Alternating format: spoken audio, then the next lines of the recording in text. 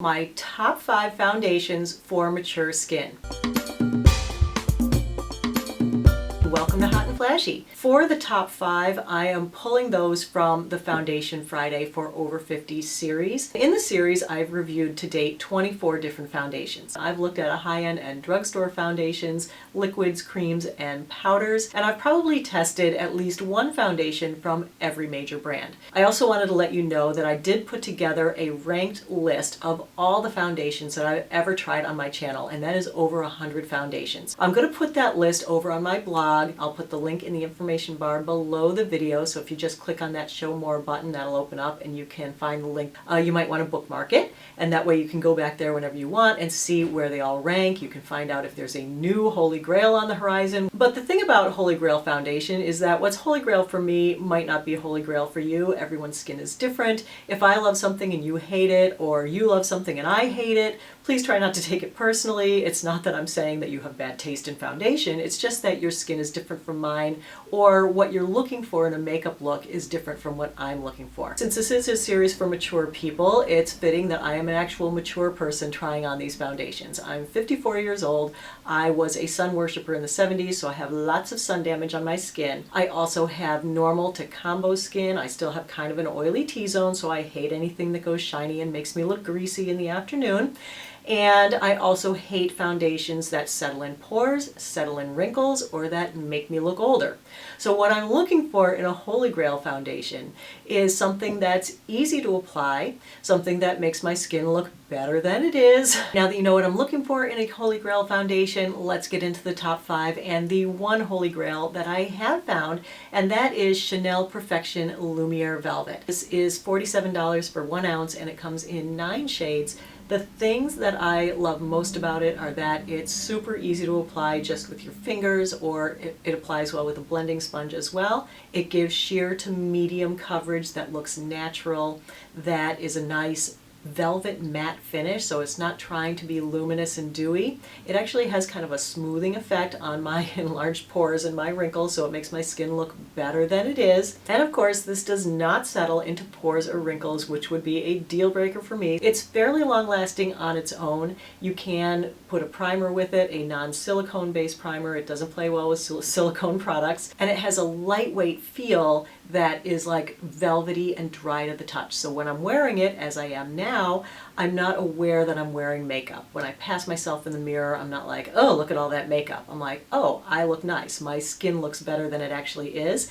And that's really what I'm looking for, is something that does make my skin look better than it actually is. And this fits that bill plus a whole lot more. The things that I would change about it if I could is I would have it come in more shades so that more people could find a color match, and I would have it be fragrance free, and I would also have it be SD alcohol free. If there's fragrance in it and it stays on my face all day, it drives me crazy. I'm very sensitive to scent, so I don't like that. This dissipates very quickly. And it does have some SD alcohol in it, but it's, 6th or 7th on the list, so not high enough that it's actually going to dry out my skin.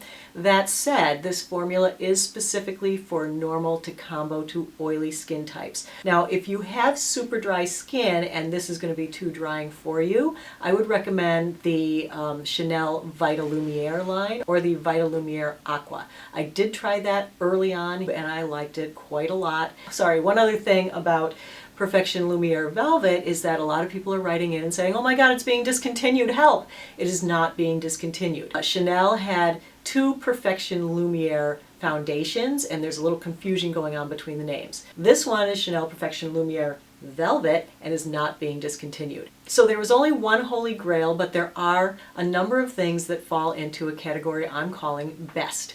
And these will usually have just 1 or 2 little things that keep them out of Holy Grail for me, but they could be Holy Grail for you. So next up is the IT Cosmetics Your Skin But Better CC Plus Cream. This has been a long time favorite. This retails for $38 for 1 ounce. Unfortunately, it only comes in 5 shades, but on the plus side, it does have an all-mineral SPF 50. What makes this such a nice foundation is that, again, it's easy to apply. This goes on great with fingers, brush, or sponge. It has medium to full coverage, so if you're a fuller coverage person, this could be something that you really like. It's easily buildable. This does have more of a radiant finish though. This one works well on its own. It works well with a primer. It also works well with setting powder. The way I like it best is with some setting powder in the T-zone and a little mini bake on the fronts of my cheeks, and then I'm good to go for the day. This one is best for normal to oily skin again. I find that even though it is supposed to be a very moisturizing emollient base, I do find it a little drying by the end of the day. It wears pretty well on its own, about 5 to 7 hours, but if you use a primer and setting powder, you can get it up to full day wear, no problem. So that's a great one that you might consider trying. All right, next up is a longtime favorite. This is Estee Lauder Double Wear Light. This retails for $36 an ounce, and it comes in 10 different shades. Why does everything I like have such a limited shade range? I wish that they had like 25, 30, 40 shades in each of these so that everybody could find a color match. This is fragrance, oil, drying alcohol, and paraben free. It gives you sheer to medium coverage. It's long wearing. It will last for 8 to 10 hours without any primer or setting spray or setting powder. It has a matte finish, so it doesn't need setting powder. I actually really don't recall ever setting this one. It can be improved with a primer. You could get all day, all night wear out of it. It doesn't settle into pores or wrinkles ever. It goes on easily with fingers, sponge, or brush. It's buildable, but the thing that keeps this out of Holy Grail territory for me is that it can be a little bit drying. This is best for people with normal to combo to oily skin who like a matte finish. Next up is from Philosophy. It's their Take a Deep Breath Cushion Compact. This retails for $40 for 0.44 ounces. It comes in 8 shades and it has an SPF of 20. This contains some SD alcohol and fragrance. It goes on easily with the included sponge, or it also goes on easily with a beauty blender type sponge. This offers medium to full coverage, and it has a soft, luminous finish. I do prefer it with a little bit of powder, especially in the T-zone, but those of you that like luminous might really like this finish. This one, again, did not settle in my pores or my wrinkles. It wasn't terribly long wearing on its own, but with a primer I got 10 plus hours of wear out of it. This one though is moisturizing. It was not drying at all. It didn't slide around. I sat in my hot car for 5 minutes. It was like 110 degrees in there, and that would be like the equivalent of a hot flash, and it didn't move. It looked great out in the hot sun, and I really enjoyed this one. And number 5 on my list would be the Becca Perfect Skin Mineral Powder Foundation. Unfortunately, this was one of my faves from last year, and it has been discontinued. So if you love this foundation, go out on eBay and find yourself some and stock up, because you can't get it anymore. So what I'm going to put instead of the Becca as number 5 is Too Faced Born This Way. It retails for $39 for 1 ounce, and it comes in 18 shades.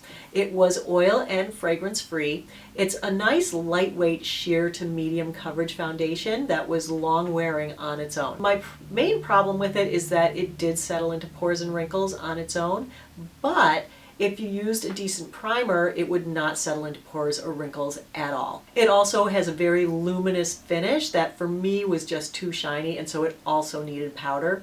On its own, it's not so great, but you throw a bunch of other products at it and it can be a really, really good foundation. It was really lightweight, almost weightless to wear, like you didn't know you were wearing foundation. It looked so natural, yet so youthful. Like it wasn't drying to the skin. It didn't make it look heavy, cakey. That definitely makes you look older. This was a very young looking foundation, and that's what I really liked about it. So that rounds out my top 5 foundations for mature skin. What I notice about the list is that they're all sort of medium to high-end products, and that none of the drugstore things that I tested, and I've tested a lot of those as well, made it into my top 5 or into the Holy Grail. But I gotta say, lately I've used a number of drugstore foundations that I really like a lot, and so I think I'll just do a separate top 5 foundations for mature skin from the drugstore. So keep your eyes peeled for that one. Should be coming up pretty quick. So that's it for today's video. I hope you found the video helpful and informative, and as always, I thank you for your time and really appreciate your watching. So take care and have a great day, and I'll see you in the next video. Bye-bye.